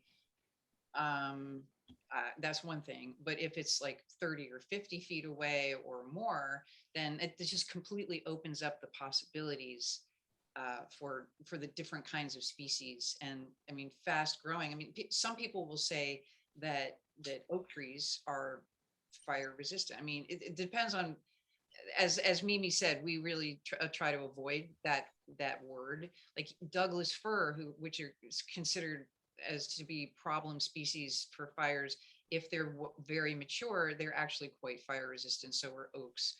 So the term can be really squirrely. They're slippery. You can't get your arms around it. So it helps to know. Oh, there you go, 50 feet away. So you've got 25 feet, like the middle would be 25 feet between the two of you. So you're in the 5 to 30 zone. What would grow fast that that could help shade? There's buckeye, there's like live oak, there's Even black oak, deciduous trees. Valley oak, depending on exactly where, because we don't know where Sally lives. She Yeah, could be up Sally. in Cloverdale in super hot area. She could live near me in Grayton, where Make Valley. sure you send us email. So we have our Resilient Landscape Coalition email for specific questions as well as we follow up. But good question, and you could see how that leads us to more questions that then help fill out the information we need to choose a good plant. Okay. And someone is wondering if there's a native grass list that lets us know what grasses that are listed as no mow actually stays short, below 4 inches. So all of the no-mow grasses don't just stay below 4 inches. They have to be tended. And we are testing them out as a group and watching how much water they need. So no-mow fescue and the native bent grass will still need some pruning a couple times a year. And Jen, can I go back before you go on to the next question, the Q&A? I know there was some conversation going on in the chat. A gentleman named Jeff was particularly interested in possible vine suggestion for a fence, a metal fence that goes from the house out. So it sounds like wire cyclone fence and gate. So you've gone away from having a wood gate or fence attached to the home, which is fantastic. But then it extends within 100 feet, straight out 100 feet of the house. And I get that the objectives are to cover the wire fence without adding a lot of dry woody fuel loading in the defensible space zone. And I'd love to get Chief Jenkins to weigh in on this. I would say a couple concerns. 100 feet extension of a plant material will, if it ignited, could, even on that metal fence, I suspect could still carry the fire to your home. I don't know if I would suggest 100 feet expanse that you're then going to cover with some plant material that could still ignite and transmit the fire to home. I'd love to hear Chief Jenkins weigh in on that. I will say there's a wonderful native clematis, for example, that I have planted in Cloverdale. Jeff, I don't know if you're in Cloverdale or not, on some fencing, but it does develop dead, it does get dieback on some branches and dead twigs and dead leaves. And I've got to be in there maintaining that, so that you've then got 100-foot fence, cyclone fence of vine, then you've got 100 feet of vine that you've got to be maintaining and watching for any dead plant debris or dieback to clean up. And Chief Jenkins, I don't know if you'd weigh in on that topic as well with your thoughts.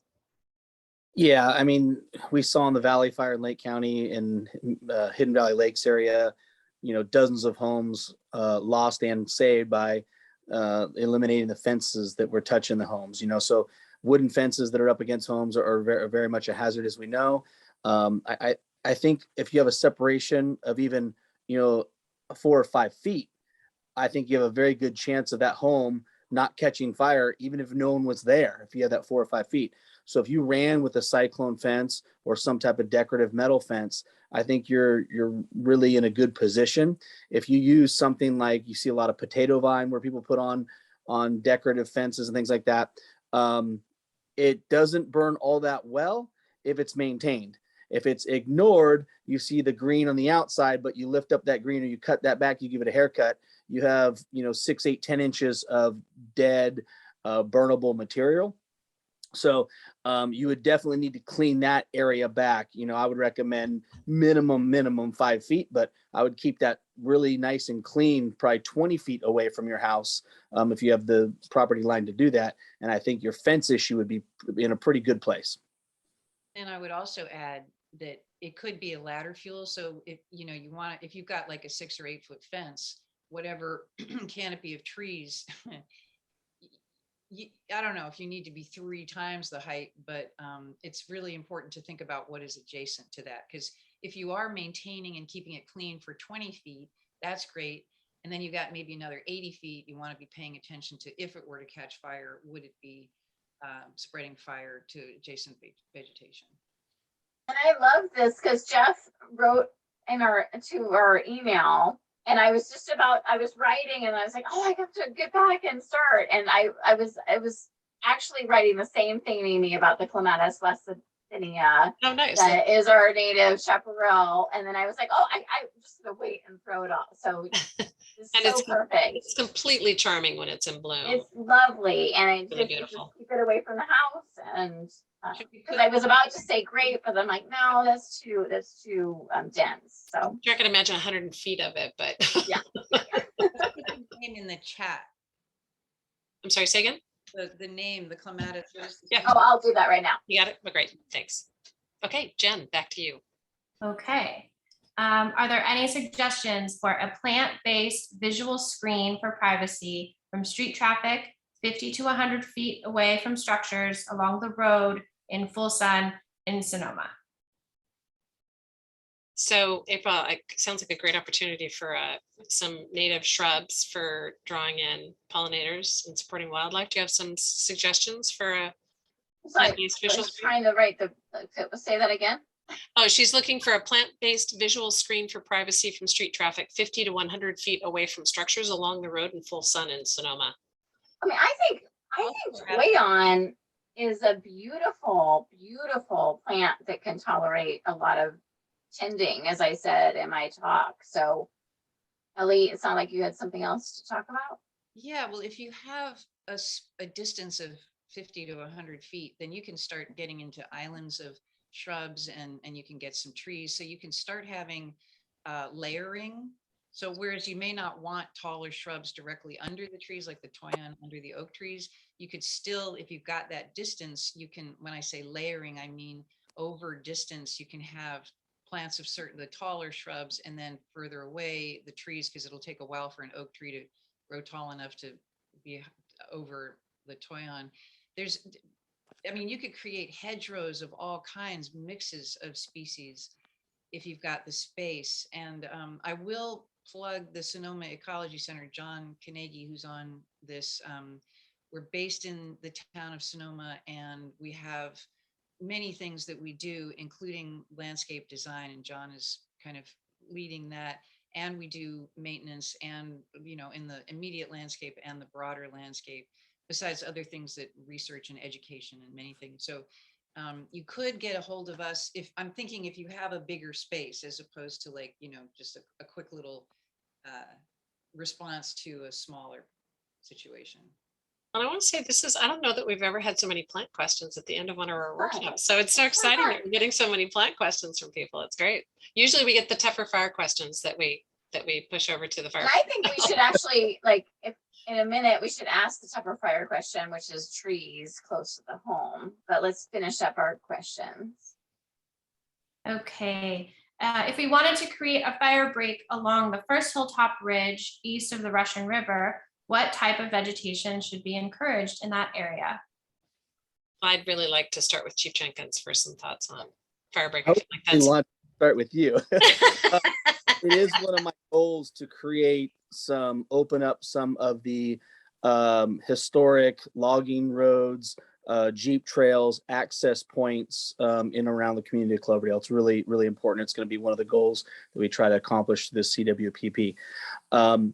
But as far as what vegetation, I'm not sure if it's talking about vegetation that would replace what was there, because I'm envisioning opening roads back up and removing some vegetation, keeping it thin, keeping it limbed up.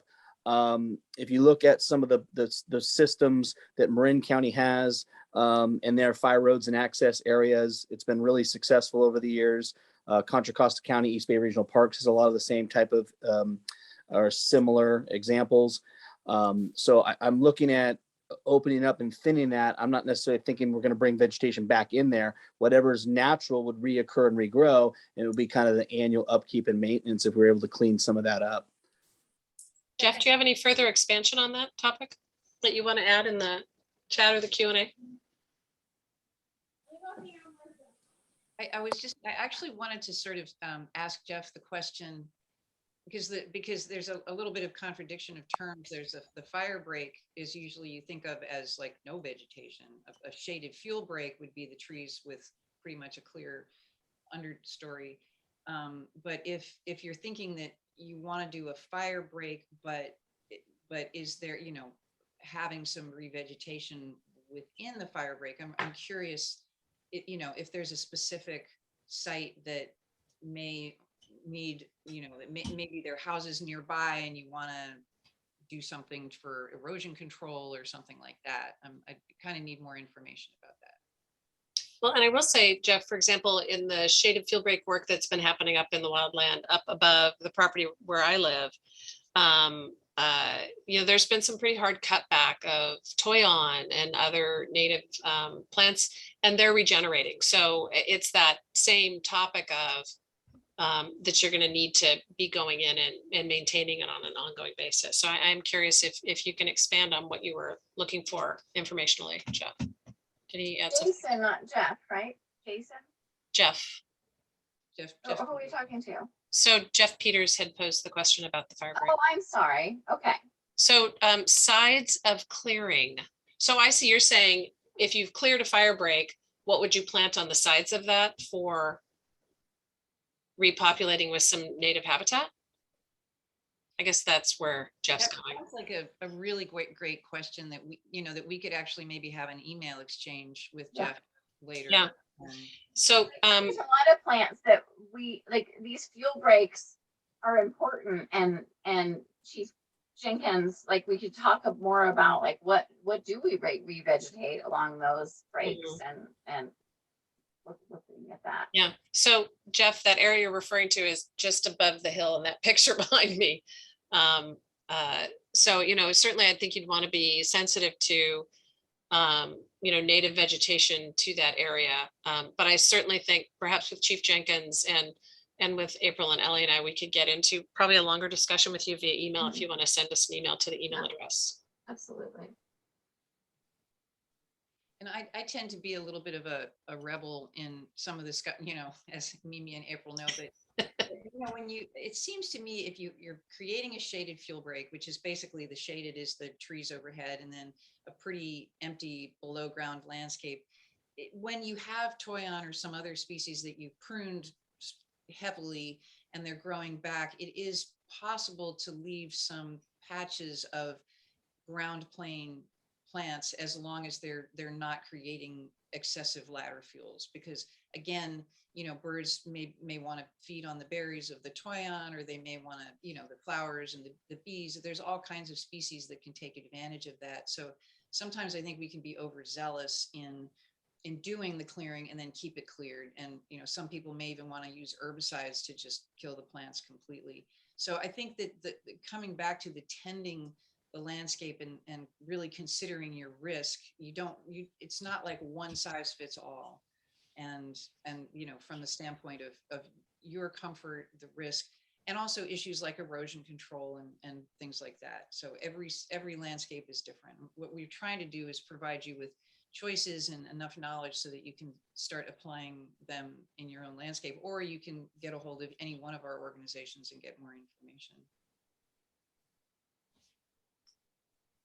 So I think that was the last of our questions in the Q&A, right, Jen? And April, did you want to open up the ever controversial tree topic with Chief I Jenkins? do. I actually love to speak to this. There's only 30 more people attending, but I really love to ask our fire folks, what do you think? Like, how do we tell people to deal with their trees over their homes and their 0 to 5? Really, it depends on the tree. And if it's an oak, which we know is kind of pretty hardy, and you can thin it up and there's not a lot of dead stuff or dead branches in it, I think you have a little bit more comfort zone of it's going to take a lot of heat and energy to get that oak burning. If there's no ladder fuels to it, there's not a lot of dead stuff up in it, I think you can live somewhat comfortably with having an oak close to your house. But if there's all sorts of brush or wood piles or garbage cans or storage and things around that tree that's close to your house, it's going to act as fuel. You're going to give it higher BTUs. You're going to end up with some problems. We still always like to have nothing hanging out over the house or something expansive. If it's, firs or any type of oily based tree, that's really got to be far away from the house. They'll put off tremendous BTUs. The cypress trees, things like that. The junipers that I don't know the exact name, but that basically are juniper trees. They use them for privacy a lot in the areas. Matter of fact, early in the presentation that kind of looked out. Showed it. There was a house that was lined with those trees that I'm describing. Ellie showed it. If someone walks by and flicks a cigarette in that tree in the summertime with low humidities, we're going to struggle to save that house. And so when we go back, we talk about the junipers and bushes lining driveways. The only home we've lost in Cloverdale in at least the last 25 years was due to no access to the structure because the driveway was lined with junipers. So whether it's lined junipers on the driveway or trees going up and over the house, you got to be really, you're taking on a lot of risk. Anytime you put trees near a house, you need to know what it is, maintain the clearance, and make sure they're cleaned out. Yeah, and we've had this conversation in great depth with some of the UC cooperative extension scientists, and the general that just to put it in a nutshell, for the trees overhanging the house, it's okay to have your trees, you just have to work for them. And as Mimi spent a lot of time talking about, keeping your gutters clear, because the leaves can catch fire. So having gutter guards and keeping them clear. But I am the one of those who will say, please don't cut back your tree and leave half of it, that might be overhanging the house. If you just prune it and keep it open over your house, then you're actually not endangering the tree and causing a potential greater problem by cutting it in half. But you have to be up to the maintenance to be maintaining it in that immediate perimeter on your house, like I am with my oak tree, beautiful oak tree in direct proximity to the house, where I'm cleaning up debris year round. And I'm happy to do that. And I'm happy to have the oak as my neighbor, but that's what you're stepping up to, is the commitment. Thank you, Chief Jenkins. Yeah. And thank you for joining us. I think we're at 7:59, so I think we're at a close. Thank you for all of you who hung strong with us through to 8 o'clock and shared your questions with us. And And if Um, anybody has a different question offline, feel free to give me a call at the fire station and I can have an in-depth chat with you. Often. Great. Awesome. Thank you, Chief. so And then much. we will be sending out a survey to all the attendees in about 6 weeks. We'd love to get your feedback on the workshop so we can improve future events and get input from you on what changes hopefully you've implemented as a result of the presentation. We are funded by the County of Sonoma Vegetation Management Funds through Fire Safe Sonoma, and that helps us with our grant reporting back to the county on the impact that we're having with this educational outreach. So I hope you'll all participate in that survey as well. And with that, I think we're at a close. All right. Thanks, Thank you. everybody. Take care. Good night. Have a good night. Hey, everyone. Thanks. So